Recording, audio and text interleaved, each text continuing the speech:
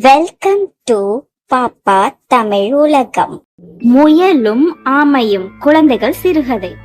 ஒரு அழகான காட்டில் ஒரு முயலும் ஒரு ஆமையும் வாழ்ந்து வந்தனர்.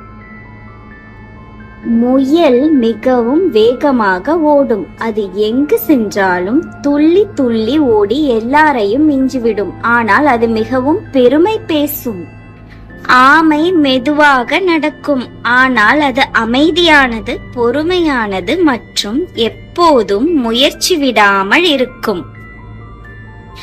ஒரு நாள் முயல் ஆமையை பார்த்து சிரித்தது.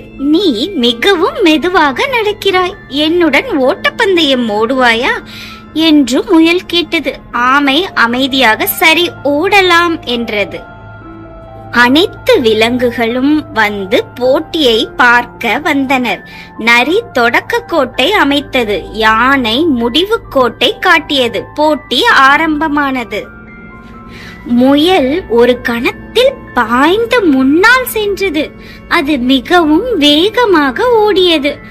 ஆமை மெதுவாக ஆனால் நிறுத்தாமல் நடந்து சென்றது. சிறிது நேரத்தில் முயல் பாதி தூரம் தாண்டியது. அது பின்னால் பார்த்தது. ஆமை இன்னும் மிகவும் தூரத்தில் மெதுவாக வந்து கொண்டிருந்தது. முயல் நினைத்தது, ஆமை வர இன்னும் நீண்ட நேரம் ஆகும், நான் கொஞ்சம் ஓய்வெடுக்கலாம். அது ஒரு மரத்தின் கீழ் படுத்தது. ஒரு சிறிய தூக்கம் போதும் என்று நினைத்தது. ஆனால் அந்த சிறிய தூக்கம் நீண்ட நேரம் ஆகிவிட்டது. முயல் ஆழ்ந்த உறக்கத்தில் மூழ்கியது. ஆமை மெதுவாக ஆனால் உறுதியுடன் தொடர்ந்து நடந்து கொண்டே இருந்தது. அது ஓய்வெடுக்கவில்லை, நிறுத்தவில்லை. இறுதியாக ஆமை முடிவு கோட்டை அடைந்தது. அனைத்து விலங்குகளும் ஆமை வெற்றி, ஆமை வெற்றி என்று மகிழ்ச்சியாக கத்தின. சில நேரம் கழித்து முயல் கண் விழித்தது. அது வேகமாக ஓடி முடிவுக்கு போனது. ஆனால் அப்போது ஆமை ஏற்கனவே முடிவுக்கே வந்து வெற்றி பெற்றிருந்தது. முயல் தோல்வியடைந்தது.